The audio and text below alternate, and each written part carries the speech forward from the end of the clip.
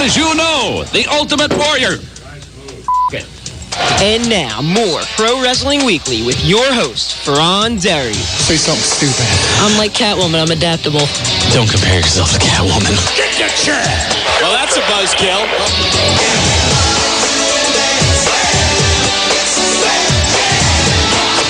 We are SummerSlam jamming. This is Pro Wrestling Weekly here on 1490 WBCB and online at WBCB1490.com. Here's a little blast from the past. SummerSlam Jam, courtesy of WrestleMania the album, taking you back to 1993. One of my favorites when I was a little tyke just first getting into professional wrestling.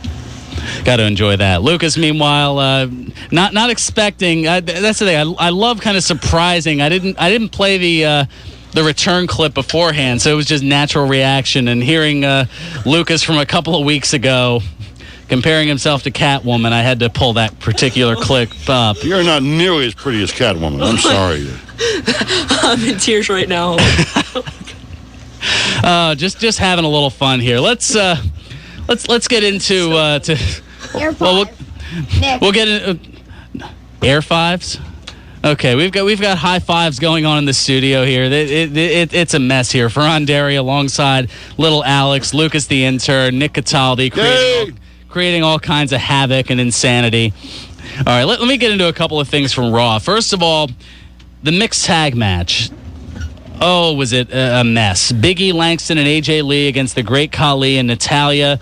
The sharpshooter that released early and then had to be done again. If you haven't checked this out, I think I may have to put it up on the fan page after we're done here. So definitely go and take a look at that. But let me just say it was a mess to say the least. One thing that wasn't a mess though, MizTV. There's something you don't usually hear me say, that MizTV wasn't a mess. But in this case, that's correct, as he had the two competitors for the WWE Championship, Daniel Bryan and John Cena. Let's just say that they're back and forth. I'd say it was pretty good. Here's a clip. Gentlemen, thank you very much for being here, but let's cut right to it. The big news coming out of tonight is that Triple H will be your special guest referee for your match this Sunday. Daniel, your thoughts? I just think it's great somebody finally stood up to Mr. McMahon, and now John and I can have the match that we and the entire WWE Universe deserves. John? You have got to love this. This is the most exciting MizTV ever. Usually it's a really train wreck of a segment. Choosing Triple H. Triple H is a competitor. He knows what it's like to defend the WWE Championship in the main event of SummerSlam. I cannot think of a better person to keep order in the main events at SummerSlam and make sure the match is called right down the middle. And speaking of settling things, last week, what seemed to be a friendly rivalry turned very personal. So my question to you is, what are your issues, your real issues with Daniel Bryan? Miz, it's not like that. For once, there's no underlying theme. The issue between myself and Daniel Bryan is simply this, the WWE Championship. Daniel Bryan wants to be the WWE Champion, and I am the WWE Champion. I handpicked Daniel Bryan because he deserves the opportunity. I respect him as an athlete and as a competitor, and he's going to put up one hell of a fight on Sunday. Hell of a fight. Daniel, in case you didn't realize, hell of a fight is John Cena code for you're gonna lose. It's obvious that John Cena doesn't respect you. It's obvious that he picked you as his opponent at SummerSlam because he wanted to ride the wave of your sudden popularity and to give himself what he feels an easy win. It's obvious Wait. It's obvious that if you don't shut your mouth in 2 seconds, I am going to punch you in the face. You see, John, I don't get it. I don't get it why you and people like you think all I can do is, gosh, put up a hell of a fight. Like, that's all I'm capable of. Like, that's the best I can do. Daniel, I wasn't talking. Don't interrupt me. John, last week, you came out here and you did what you did best. You You made some explosive remarks. You got the WWE Universe on their feet. Now, whether it's cheering you or booing you, that's a totally different subject. But you saw that red light was on, and you grabbed the spotlight. And that is why I don't watch television. It's because of you and people like you. More style than substance, in it for the fame, in it for the glory, not in it for the wrestling. You see this, John? You see this shirt? This shirt is a parody of you.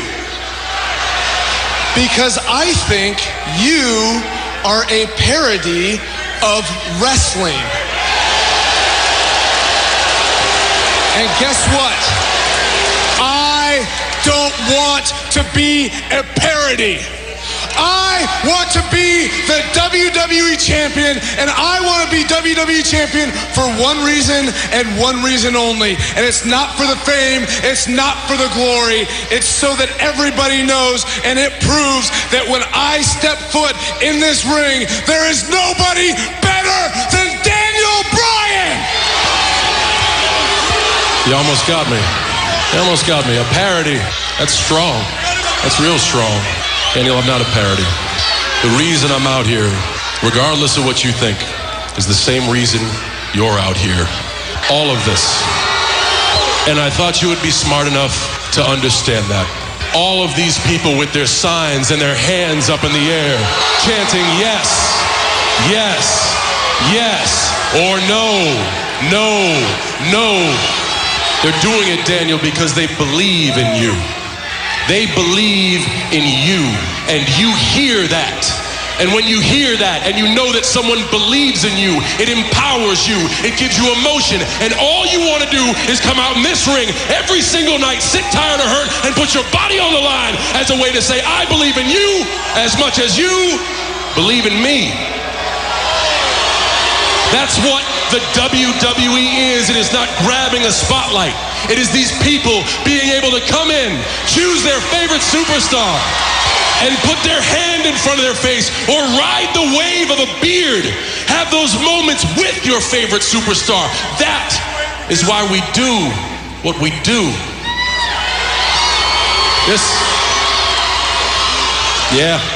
Just a t-shirt. That's just a t-shirt. That's like saying the American flag is just a cloth. It is not about the cloth. It is about the message that the shirt represents, loyalty. And I have been in hostile environments, and I have had my critics, but there are still people that are loyal to me, and as long as they are here, if my neck is broke, I fight for them, and I am loyal to them. Parody. Parody is a joke, something funny. You got the gall to call me a parody because of the way I look, because of how I act, because you don't approve of John Cena? Like you're the first person to walk into a ring and say, newsflash, guys, John Cena's what's wrong with all this. We've seen enough. 5 moves of doom. Get John Cena out of here. I don't know how smart you are, but you're not deaf. You can hear it tonight. It's been going on for years. You're not the first. You won't be the last. I show up every day for the past 12 years and bust my ass. Not for people like you who don't respect me. For that kid in the front row. For his dad. For the 7-year-old Make-A-Wish child named Dakota who I met this afternoon.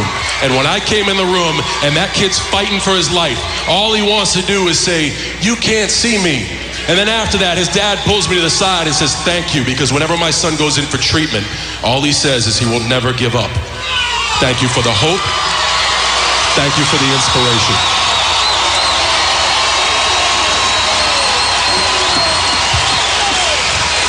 You are red hot right now, but you will always have critics. You should be proud of every single thing you've accomplished here, but you should be smart enough to know that I am proud of what I've done here. I am proud of who I am, and I am proud of what I've become. Because what I've become is a man who has spent the last 12 years wrestling around the world. From Abu Dhabi to Taipei, from Tokyo to Shanghai, from New York right here to Sacramento. Sometimes they cheer, sometimes they boo, but I have stood in for a dozen years in front of the most hostile environments, in front of the biggest names this business has to offer. And the difference between you and me is not parity, Jack. Every one of those matches, I did it while I was holding this. So please think I'm a joke. Please think I'm a parody. Please think I'm gonna waltz into Los Angeles on Sunday. Just a shell of a man who's a t-shirt, a set of wristbands, an off-the-rack set of cargos, and a beat-up set of Pumas. Please think that about me. Because that's what every one of your peers has thought about me, and I've beaten them all of them. I've wrestled and beaten them all. And that's a pretty stout list, Daniel Bryan. A list that includes Triple H, Shawn Michaels, Batista, Randy Orton, CM Punk, The Rock. Wait a second. You talk about all those people like they are so much better than me. Danny, you gotta understand, you're hopefully on your way to you're on your way to greatness, but I can't put you in that class because you don't belong in that class. You want to talk about how demeaning catchphrases are? What's yours? Respect the beard? Well, Daniel, respect here, it isn't given out, it is earned. You listen to me and you listen good. If you are good enough to hold this Sunday, then and only then you earn my respect. And there it is. Clear and simple, plain as day. You just spelled it out. You don't respect me. Not only that, you are not treating this like you treated your matches with Shawn Michaels, like you treated your matches with The Rock, because you've respected those men. And why should you treat me like that, huh? You have held the WWE Championship 11 times. How could you? How could you understand the hunger, understand the desire that I have for holding that WWE Championship just once? That's all I want is once. How could you understand that? And you can't. Because for you, this is just another SummerSlam. But for me, this is the biggest match of my life. You know, there's a custom I learned in Japan that they did before big matches. And it's to fire somebody up. It's to light that spark from one wrestler to another so that they would bring everything that they had to that fight. They take their hand and as hard as they possibly can, they slap him in the face. You know, I wish so bad that I could do that to you right now.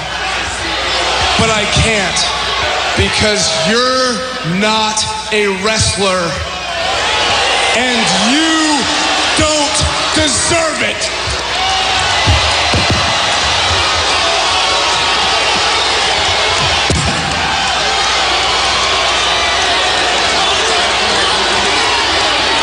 I think the talking's over. Yes, it is.